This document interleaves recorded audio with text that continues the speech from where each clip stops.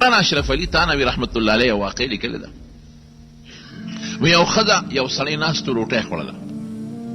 او د دې ښځې او د دې خاوند یو بل سره ډېر محبت او ډېره مینه وه یو بل سره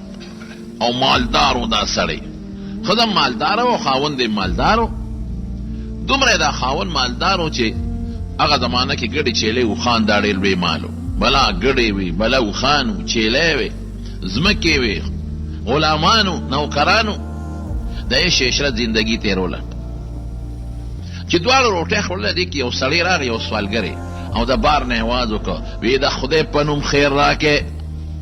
اوس هم دا سوالګری چې سوال کوي دې د خدای دا نوم واسطه کوي د خدای په نوم سوال را خیر راکې دې ښځې روټۍ راواغېسته چې مونږ خو روټۍ تاسې هم ناست یو او د ښه د سوالګرې راغی نو لکه ترکاري روټۍ په لیټ کې ورکوم چې دا غریب بم نار نه وړي وږي به چې ولا ورکم دا خاوند ورته څه کې وی سوالګرې اواز وکړه دا روټۍ ترکاري ولا ورکوم وی کېنه ولې ولا ورکې مال زما دې ته خیرات کې دا ښځه ورته وایي چې یو خو سړی میلمه دی مسافر دی دا لرې ګټي که نه دا ښځه ورته وایي ګوره د خدای نوم یې واخېسته تا ونه لرې د لومبې هغه د الله نوم واخېست چې د خدای په نوم ډوډۍ راکې وږې خیرات راکې وی خپل کار به کوي د خدای هغه نوم ته یې په ښه نظر ونه کتل او سوالګرې ورټه ځه وایي چغې مه حالانکه قرآن حکیم کې رب العالمین فرمایي اما السائل فلا تنهر سوالګرې به نه رټې څه پته لګي نن دې تا ته سوال ته ولاړ دی که سبا تا خدای د هغه در کې ودرئ هم د خدای بنده او تم د خدای بندې تا لم خدای لاس پې در کړي دی هغه لم خدای لاس پې ورکړي دي نو نن تا ولاړ دی که سبا تا د هغه در کې ودرئ یا د هغه په در کې نه د بل چا په در کې دی ودرئ او یا چې اسم نه د خدای در کې خو مونږ ودرېږو که سبا به الله تا ته مویي ښه د ما یو بنده راغی او تا نه غوښتنه وکړه روزي ده نه وغوښته او ما ډوډۍ در کړې وه ما روزي در کړې وه او تا هغه ورټو ته ما نو سنګ سوال کې تا ته محتاج و په کار دی چې تا ولاجت پوره کړې وې نو چې تا د هغې محتاج حاجت پوره نه که او رزق ما در کړی و د ما مال کې دی ولې پوره نه که نو زه ستا حاجت نه پوره کوم اما السائل فلا تنهر سوالګرې راټه ما که ډېر شوم یې نه ورکې نو اسم ورته مه وایه یا ورته دعا کوئ خدای دې وبخه رټل به نه کې نبی کریم صلی الله علیه وسلم یو ځل کور ته تشریف یوړو چې کور ته لاړ بیبي ته یې ویې څه د خوراک شته وی او د الله رسوله لږه غوښه چا روړې وه هغه مې دله ساتلې ده تاخچه کې پرته ده دا دی چې ښه خوراک به بیبیانو له چا راولېږه یا حضور پاک مبارک لنا به له بیبیانو ساته دا بیبي ورله تاخچې ته هغه خوراک پسې چې ورله ویې کتل تاخچه کې خوراک نشته کاڼی پروت دی سپینه بکره پرته ده حیرانه شوه وی د الله رسوله دا خو چې هغه غوښه راوړې وه ما په خپل لاس دې تاخچه کې کېښوده هغه غوښه خو اوس نشته د هغې په ځای خو سپینه بکره کاڼی پروت دی حیرانه شوه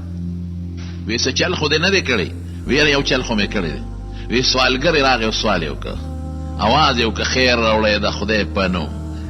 نو ما اړه کېده چې وله ورکم خو بیا مې ویره دې سوالګرې لی نه ورکوم پرېږده د دواړو جهانو مبارک سردار به وږي دا خوراک به هغه له ورکم نو صرف ستا د خاطره مې پرېښود او سوالګرې له مې ورنکه نبي کریم صلی الله علیه وسلم وفرمایل وی دا حقه غوښه و د سوالګرې حق و تا ورنکه خدای ته د لکاڼې جوړ کړ اوس موږ چې دا کمې زموږ د خوراک نه خو خدای کاڼې نه جوړوي خو دننه په وجود کې ترې لکاڼې جوړ کړي دي زړې راله د کاڼې کړی دی مونږ پردي حقونه خورو له د کاڼې دی د سوالګري حق او غوښه نو په کاڼې بدل شو دې نه علما هم دقه معلوموي چې څوک پردی حق خوري د کاڼې خوري دې پردی حق خوري د ده په زړه به د کاڼې په شانتي د کاڼې په شان سخت به لکې به نرمیني نه به د خدای د یارې جړا ورځي او نه به خدای ته دې مایل کېږي او نه به یې د سترګې نه اوښکه بهیږي ولې زړه نرم نه دی زړه کلک دی زړه ولې کلک دی ځکه د سوالګري حق د بچي حق د رور حق د ګاونډي حق د مسکین حق د فقیر حق د یتیم حق دا مونږ خورو مونږ پې فخر کوو او یو موقع کې نبی کریم صلی الله علیه وسلم کور ته تشریف راوړه بیبي عایشه صدیقه رضی الله تعالی عنها ورته وایي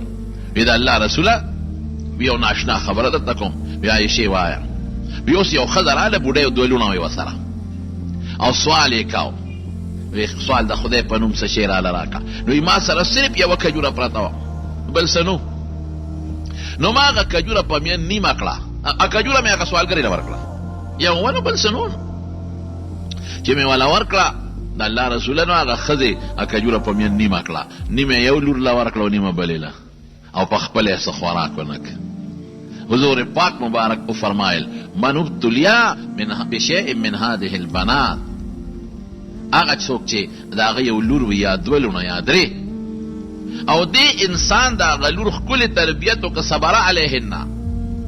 د هغوی خیال یې وساته، د هغې ښه تربیت یې وکړه، رب العالمین به دې انسان له د دې لور د دې تربیت په برکت جنت ورکړي. حدیث کې راغلی بشیء من هذه البنات،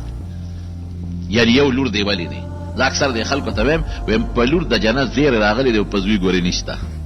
دا نشته که د زوی تربیت ټیک ته، که د زوی څوک تربیت وکړي علما معلوموي او ښه تربیت وله وکړي دله به هم خدای جنت ورکړي. خو صریح حدیث کې د دې ذکر نشته. د لور شته، دوه لونه دي خدای به ښه تربیت دی وکړه جنت به خدای درکړي، درې لونه دي او ښه تربیت دی وکړه خدای به دله جنت درکړي، یو لور دی ده او ښه تربیت دی وله وکړه، پرده دی ورته وښول، اخلاق دی ورته وښول، خدای به دله جنت درکړي. نو ډېر خلک په لور خفه کېږي چې لور یې پیدا شي نو بس رنګ یې تک توري، چا سره خبرې هم نه کوي، او چې زوی پیدا شي نو تماچه او ټوپه خولې اسمان ته نیولي او غرض ورځ یې جوړ کړي، او یو ته ټېلیفون بل ته ټېلیفون، زوی مې شوی دی، زوی مې شوی دی، اورېږه پته به راته ولګي خو چې دا زوی دې لوی شي او ته بوډا شي. کوه ډزې ډزې کوه که خیري پتا به هم داسې ډزې کوي چې یاد به وساتې، چې کله بوډا شي ته خو د تماچې ډز کوې که نه، ابه د باندې د خولې ډزې کوي، د اوچو مرده کو ډزې به راباندې کوي. بیا خوله چینګه نیولي، یاره استاد جي زوی مې خیال نه ساتي،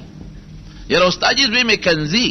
یاره استاد جي هغه مور هم کنځي او ما هم رټئ. مې د هغه وخت وکړه په لور د خوله چینګه نیولې او په زوی د ډزې کولې.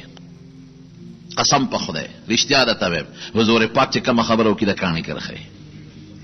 زوی فیک ته ښه شي د خلک پې خوشحالېږي، موږ تاسو ټول پې خوشحالېږو. ولې د انسان نسب په زوی چلېږي، که زوی نه انسان ختم، لور خو پردي کور ته لاړه. په زوی د انسان وارث دی، په زوی د انسان اجره ګرموي، په زوی د انسان دروازه ګرموي، په زوی د انسان کور ګرمي. لیکن د اخرت لوی اجر د مور او پلار دپاره په دې زمانه کې لور ده. لور په پردي کور کې ناستی، ډوډۍ پردی خوري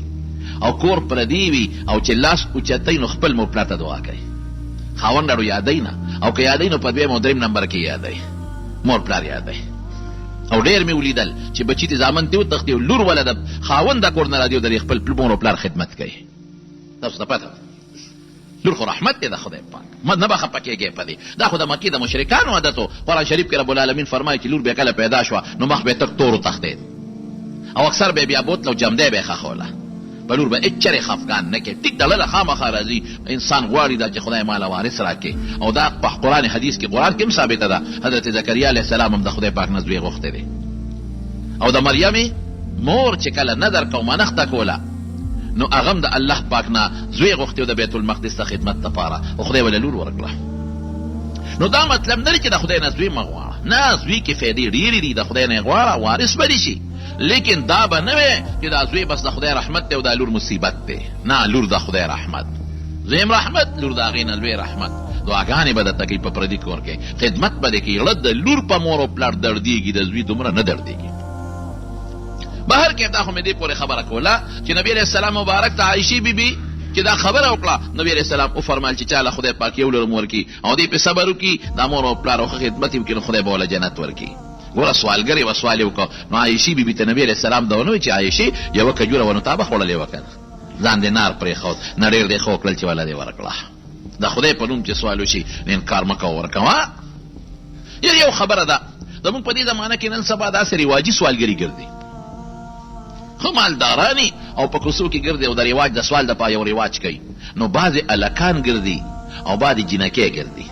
او بعضې جنکې د سوال په انداز ګرځي او خلکو له د ګناه دعوت ورکوي. نو رټل مه کوه، خو دغې خلکو له مه ورکوه. دغه جنکې چې دا په کوڅو کې سوال کوي، هشته جنکې وي ګرځي، د ګناه په اراده ګرځي او سوال یې بانه کړي، دوی سره تعاون مه کوه، دا د دوی په ګناه باندې دوی سره امداد دی. یا بعضې داسې ماشومان یې ښه تکړه هلکان او دوی په دې بازار کې مونږ چې ته ودرېږو نو راشي سوال کوي، نو زه ورته نصیحت وکړم. دا ماشومان چې دې وخت کې د سوال سره بلد شي نو بیا دوی لوی شي او بیا نور ګناهونو باندې سري او کار روزګار نه کوي. نو هغه ته خپل عقل ته خپل دماغ ورته وګوره، که په ښه بنیاد ولا شی نه ورکوې چې کله سوال ورکوم دې د سوال عادي ګرځي، دې عادت نیسي، دا خبره ګناه ته رسېږي. عمره ټول شریعت کې منع دي، په طریقه پوهې که بچې سوال مه کوه، ګناه ده ښه زویه چې خفه نه شي. دا 5 روپیو سواله او بیا بل چا نه سوال مه کوه، دا 2 روپۍ والا او بیا بل چاله بچې سوال مه کوه او ښه نه ښکاري نصیحت ورته وکړه رټل منه کې او که نه دا راته پته نه لګي چې مالدار دی او که غریب دی وي دی مالدار خیر دی صدقه په مالدار هم کېږي چې تا دی د خدای نوم واغېش به دویمه خبره مه کوه ځکه هغه تر ټولو نه اول نمبر د خدای نوم لري د خدای په نوم خیر را بهر کې هغه ښه د خاوند ناستو مالداران دي او ښه دی وې ما خیرات ورکوه او خاوند مې مه ورکوه ما د خدای نوم یې واغېشو خپل کار به کوي ګوره د الله د نوم هته کې وکړه ښه ده وایي چې بس ما خاوند مال و چې هغه مې مه ورکوه د خدای په نوم یې مه ورکوه نو ما څه کړی وې کنجوس وی ژوندم تېرېده دا خاوند را سره پسه معمولي خبره روان شو کبرجنو چې روان شو څنګه ما یې طلاق راکړه چې طلاق یې راکړه ډېره ښه شوه د لاړم پلار کره چې پلار کره لاړم عدت مې تېر شو نو بل لرې یو بل کلي هلته چا وغوښتم نو بل چا سره مې نکاح وکړه هغه خاوند د ده نه ښه خاوند وخته دیم مالدارو اره ده نه زیات مالدارو دیم خشته و اره ده نه زیات خشته و د اخلاق خراب و د هغه اخلاق خشته و دی شوم بخیلو هغه سخیو نو ټیک ده چې زه خوشحاله وم چې د لومبي خفه وم چې د لومبي خاوند طلاق راکړه خو چې دا دویم راته د هغه نه ښه خاوند بلو چې نو خوشحاله شم و یو ځل د خپل دویم خاوند سره ناست یم ډوډۍ خورم یو سوالګري سوال وکړه په دروازه یې اواز وکړه چې خیر راوړی د خدای په نوم نو ما فورا زه خو سخي وم د مخکې نه خاوند نه تپوس وکړه چې که دې خوښه یې دې سړي له به یو نوړی روټۍ ورکړو ځکه د خدای په نوم یې سوال وکړه او تپوس مې ځکه وکړه چې هغه مخکني خاوند خو رټلی وم خاوند مې یاله شابه زر وله ورکړه یو نوړی مه ورکوه غونډه روټۍ او ترکاري وله ورکړه ولې د خدای نوم یې راته واخېسته نو ما ډېر خوشحاله شم چې خدای هغه خاوند و دام خاوند دی زر مې پلیټ کې ترکاري واچوله ما خو مخکې نه م شوق و خاوند مې راته زر در پې د پاسه غوښې واچولې او روټۍ مې راواغېسته او خاوند مې وت شابه زر وله یوسه مسکین دی غریب دی خدای ښه د کوم ځای نه به راغلي وایي چې ورغلمه روټۍ مې وله ورکړه او سړي ته مې وکتل حیران شو چې واپس رالم او کار مې بدل و خاوند راته وایي ولې مې چې خاوند یو ناشنا شی مې ولیده څه دې ولیدل وایي چې دا سوال یې کو دا خو د ما غزول خاوند و د خو هغه بلا وه او په ډېر څښا جامو په څښا شکل او څښا پیزار کې او ما خو وله سوال ورکړه ویې جړل ډوټۍ مې وله ورکړه دا خو هغه و هغه ظالم خو ډېر مالدار و دا څه چلو شو ومقه دی او د جایداد خاوند د اوښانو ګډو چیلو د مریانو غلامانو خاوند او د کورونو خاوند خو سوال کوي دا خو هغه خاوند دی زما وایي ما ورته وایي چې یاره اوس دا دې سوال کوي او سړیا یو ځل یو سړی راغلی او زه د ده په نکاح کې وم ستا نه مخکې او هغه سړي سوال کړی او د خدای په نوم او ده ما ته وایي مه ورکوه وایي ما ته مې خاوند وایي چې یو ناشنا درته بله ویمه تا خو هم ناشنا وي زه درته ناشنا ویم مې چې او وایه وایي چې هغه سوال د نه چا کړی و او ستا د خدای نوم یې راته اخیستی و او ستا دې خاوند تا ته وایي چې مه ورکوه زه ومه ما ستاسو اواز اورېده زه د خدای په نوم هغه ورنه کړه د بل د خدای په نوم غوښتنه وکړه نو خدای پاک انقلاب راولي که نه راولي اما السائل فلا تنهر سوالګري د خدای په نوم اواز وکړه هغه نه خدای څه شی جوړ کړ دا مال نه هم خدای خلاص کړ دغه ځمکو نه هم خدای خلاص کړ دا کورونو نه غلامانو ویندو نه هم خدای خلاص کړ او دې بل له خدای ورکړه او حقه خدای راوست د ده په در کې ودراو تا خو نه ورکوله اوس دله دې درکوي که نه درکوي غواړئ که نه غواړئ د مارونو رزق د خدای په لاس کې دی